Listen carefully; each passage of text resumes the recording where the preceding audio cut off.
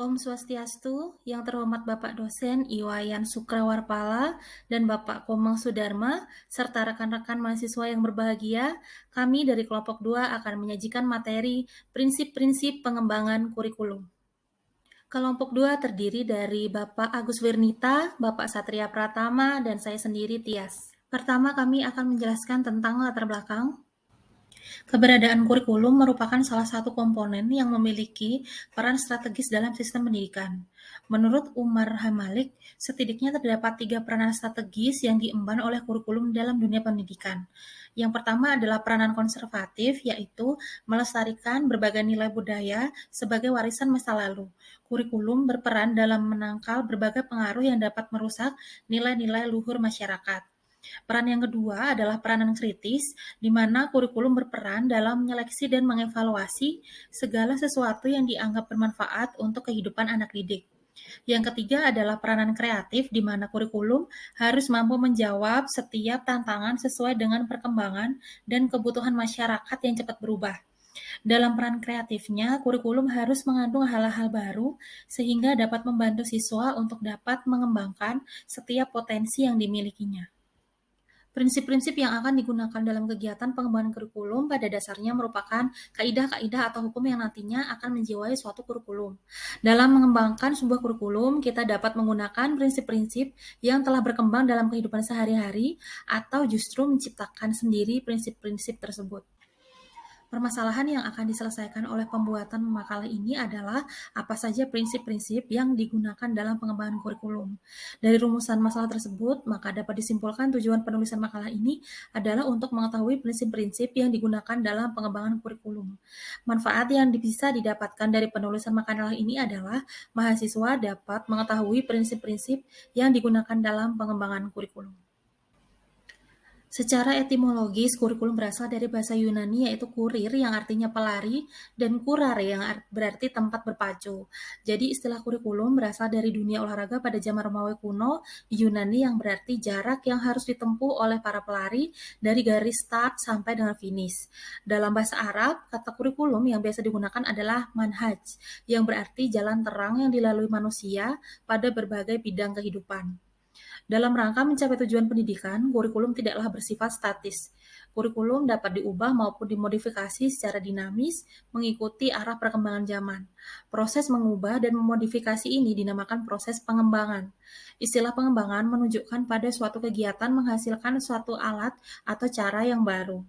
Nah, pengembangan kurikulum oleh Umar Hamalik didefinisikan sebagai perencanaan kesempatan-kesempatan belajar yang dimaksudkan untuk membawa siswa ke arah perubahan-perubahan yang diinginkan dan menilai sampai di mana perubahan-perubahan itu telah terjadi pada diri siswa. Sedangkan Dakir menjelaskan bahwa pengembangan kurikulum ialah proses mengarahkan kurikulum sekarang ke tujuan pendidikan yang diharapkan karena adanya berbagai pengaruh yang sifatnya positif yang datangnya dari luar atau dari dalam diri sendiri, dengan harapan agar peserta didik dapat menghadapi masa depannya dengan lebih baik. Nah, istilah pengembangan kurikulum sebagaimana disebutkan tadi mencakup dimensi yang luas. Pengembangan kurikulum merupakan istilah yang komprehensif yang meliputi perencanaan, implementasi, dan evaluasi. Perencanaan kurikulum yaitu langkah terdepan dalam membangun kurikulum ketika pekerja kurikulum membuat keputusan dan mengambil tindakan untuk menghasilkan rencana yang akan dipakai oleh guru dan siswa. Penerapan kurikulum atau yang biasa disebut dengan implementasi kurikulum berupaya memindahkan perencanaan kurikulum ke dalam tindakan operasional. Nah, evaluasi kurikulum adalah tahapan akhir pengembangan kurikulum untuk melihat sejauh mana hasil pembelajaran, tingkat pencapaian program yang direncanakan, dan hasil dari kurikulum tersebut. Pengembangan kurikulum bukan hanya melibatkan orang-orang yang berhubungan langsung dengan dunia pendidikan, tetapi juga melibatkan banyak individu seperti politis, wirausahawan, orang tua siswa, dan elemen masyarakat lainnya yang merasa tertarik dengan pendidikan. Prinsip-prinsip yang akan digunakan dalam kegiatan pengembangan kurikulum pada intinya adalah aturan atau undang-undang yang akan menginspirasi kurikulum. Berdasarkan pendapat di atas, dapat disimpulkan bahwa pengembangan kurikulum adalah proses memaksimalkan pelaksanaan kurikulum dalam mencapai tujuan pembelajaran yang ditetapkan, sebagaimana kurikulum yang ditetapkan pemerintah setelah dilaksanakan dalam waktu tertentu. Nah, biasanya pengembangan kurikulum ini adalah proses pembaruan kurikulum setelah dilakukan evaluasi kurikulum yang setelah dilaksanakan. Bisa saja dilakukan atas kebijakan pemerintah dan juga dapat dilakukan oleh pihak sekolah bersama dengan guru dalam mendukung optimalisasi pelaksanaan kurikulum pendidikan di sekolah dan luar sekolah terhadap perkembangan anak didik. Indonesia merupakan salah satu negara yang cukup banyak mengalami perubahan dan perkembangan kurikulum. Terhitung pemerintah pernah menjalankan pergantian kurikulum sebanyak 10 kali, mulai dari kurikulum 1947 berkembang terus sampai yang terakhir adalah kurikulum merdeka. Berdasarkan data survei PISA pada Desember 2019, menempatkan Indonesia di peringkat 72 dari 77 negara. Nah, survei PISA ini merupakan rujukan dalam menilai kualitas pendidikan di dunia berdasarkan kemampuan membaca matematika dan sains. Dengan demikian, pengembangan kurikulum menjadi sebuah keharusan dan berlaku sepanjang hidup. Prinsip-prinsip dalam pengembangan kurikulum harus mampu dievaluasi dan diterapkan sebagai usaha pembenahan guna mewujudkan tujuan pendidikan nasional yang telah dicita-citakan bersama. Baik, mohon izin untuk melanjutkan presentasi. Jadi kali ini saya akan menjelaskan tentang pembagian dari prinsip-prinsip pengembangan kurikulum. Nah, di mana secara garis besar prinsip pengembangan kurikulum ini ada dua prinsip, yaitu ada prinsip umum dan juga ada prinsip khusus. Nah, di mana prinsip-prinsip umum ini diantaranya adalah ada relevansi, ada fleksibilitas, ada kontinuitas, ada praktis, dan ada efektivitas. Sementara untuk prinsip-prinsip khususnya itu adalah pengembangan kurikulum yang ada kaitannya dengan satu, tujuan pendidikan, yang kedua dengan isi pendidikan itu sendiri, yang ketiga adalah proses belajar mengajar, yang keempat adalah pemilihan media dan alat belajar, dan yang kelima adalah pemilihan metode penilaian. Nah, pada kesempatan kali ini saya akan mencoba mempresentasikan tentang prinsip-prinsip umum ya di lebih spesifiknya atau lebih mendalam lagi tentang prinsip-prinsip umum ini. Baik, yang pertama adalah relevansi ya. Yang pertama adalah relevansi. Nah, jadi kalau bisa saya gambarkan dalam sebuah bagan, jadi relevansi ini bisa dibagi menjadi dua bagian besar ya. Bisa dibagi menjadi dua bagian besar, yaitu adalah relevansi pengembangan kurikulum itu terhadap proses internal dan juga ada proses eksternal. Nah, yang dimaksud dengan proses internal ini adalah eh, apa namanya? Yang dalam internal ini adalah dia harus kurikulum itu harus konsisten dan sesuai antar komponen-komponen kurikulum itu sendiri, yaitu antara tujuan, isi, proses penyampaian, dan juga penilaian. Jadi internal ini juga menunjukkan sebuah kesatuan dari sebuah kurikulum itu sendiri. Jadi kalau kita pengembangan kurikulumnya bagus, harus terintegrasi semuanya dengan semua komponen-komponen kurikulum yang saya sebutkan tadi. Dengan kata lain, apa namanya? Itu juga relevansi ini artinya adalah kesesuaian, keserasian penilaian, dan juga tuntutan masyarakat yang merupakan bagian dari relevansi eksternal atau relevansi keluar. Nah, relevansi keluar ini kalau bisa dijabarkan lagi ya, relevansi keluar ini kalau bisa dijabarkan lagi, dia adalah relevansi dengan lingkungan peserta didik ya, kehidupan sekarang dan yang akan datang. Jadi kurikulum itu harus sesuai dengan di mana lingkungan dari peserta didik tersebut. Nah, apakah dia misalnya nih kalau di SMK gitu ya, kalau pengembangan kurikulum kan harus sesuai dengan tuntutan industri. Nah, tuntutan industri ini sekarang di lingkungan peserta didik itu apakah dia tersedia nggak industrinya? Jadi kurikulum itu yang harus menyesuaikan begitu, menyesuaikan dengan keadaan lingkungan di sekitar peserta didik. Yang kedua, kehidupan sekarang dan yang akan datang. Jadi relevansi kurikulum itu harus relevan dengan apa kehidupan sekarang dari peserta didik dan juga kehidupannya nanti di masa yang akan datang. Seperti itu. Kemudian yang ketiga adalah tuntutan apa namanya? Tuntutan dunia kerja. Jadi ini lebih mengarah ke kalau ini kalau sekolah lebih mengarah kepada SMK sebetulnya. Jadi kita harus SMK itu harus bisa mengarahkan kurikulumnya agar sesuai dengan apa yang dibutuhkan di dunia kerja. Dan yang terakhir adalah relevansi dengan perkembangan iptek. Nah, jadi kurikulum itu harus menyesuaikan dengan perkembangan iptek. Jangan sampai ipteknya sudah sampai Z, tapi kurikulumnya baru mengajarkan siswa itu cuma sampai E gitu misalnya. Jadi harus beradaptasi kurikulum tersebut.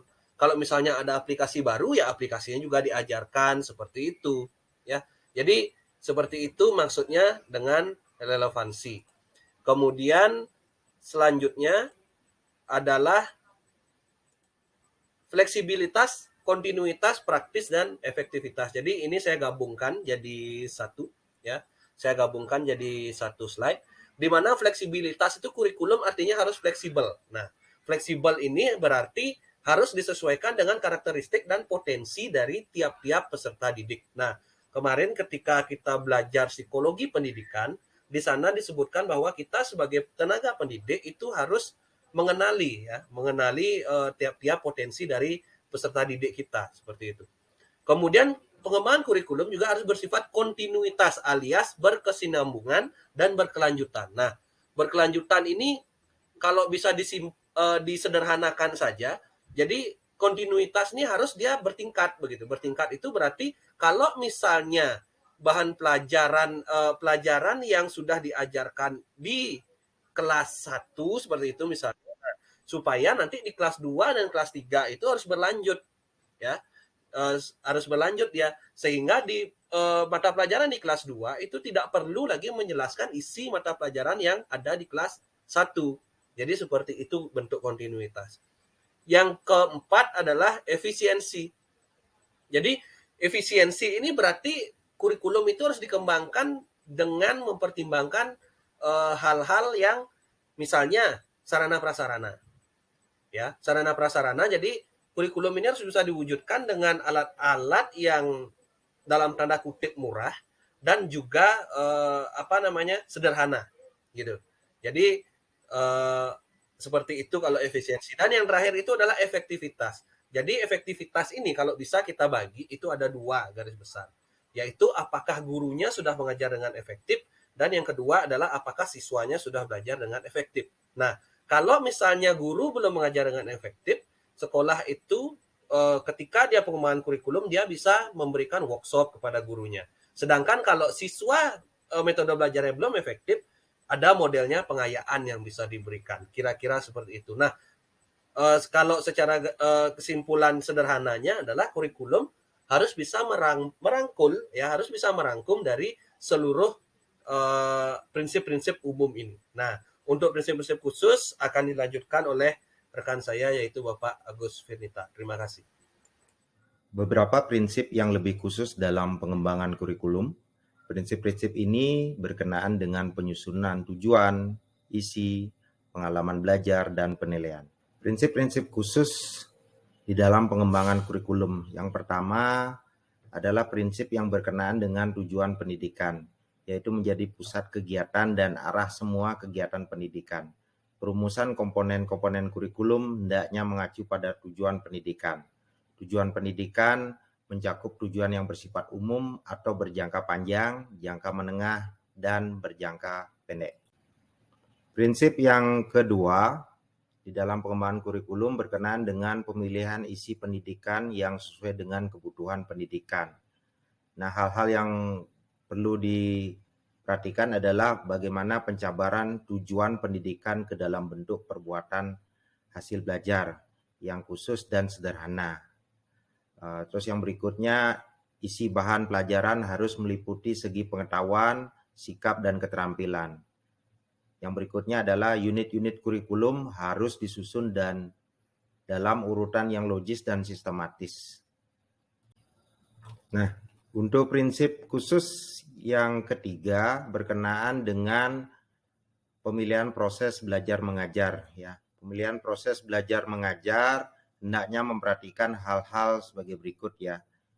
Apakah metode ataupun teknik belajar mengajar yang digunakan itu cocok dengan pembelajaran bahan pelajaran?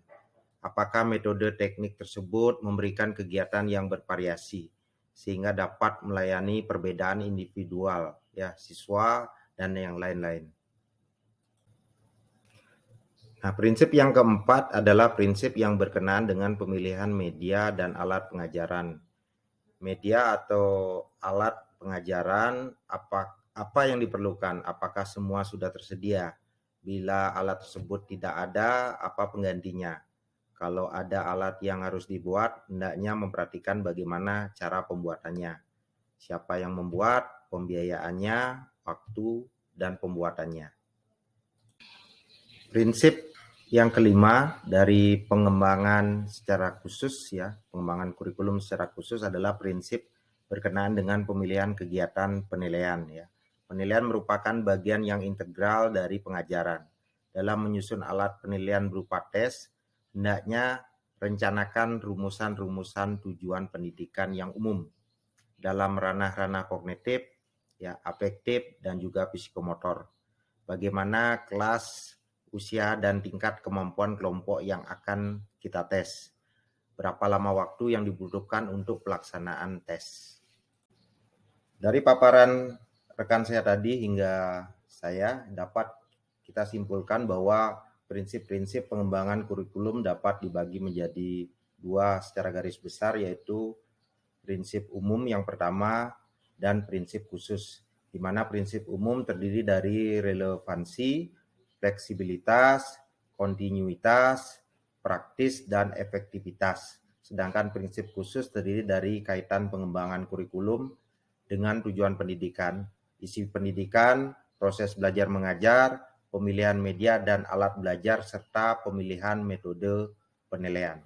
Demikian yang dapat kami sampaikan dari kelompok 2. Kami mohon maaf jika ada yang masih kurang dalam penyampaian presentasi kami dari kelompok 2. Kami membutuhkan saran dan masukan dari teman-teman semua dan juga dari Bapak dosen. Salam sehat untuk kita semua. Akhir kata saya ucapkan Prama Santi, Om Santi Santi Santi Om.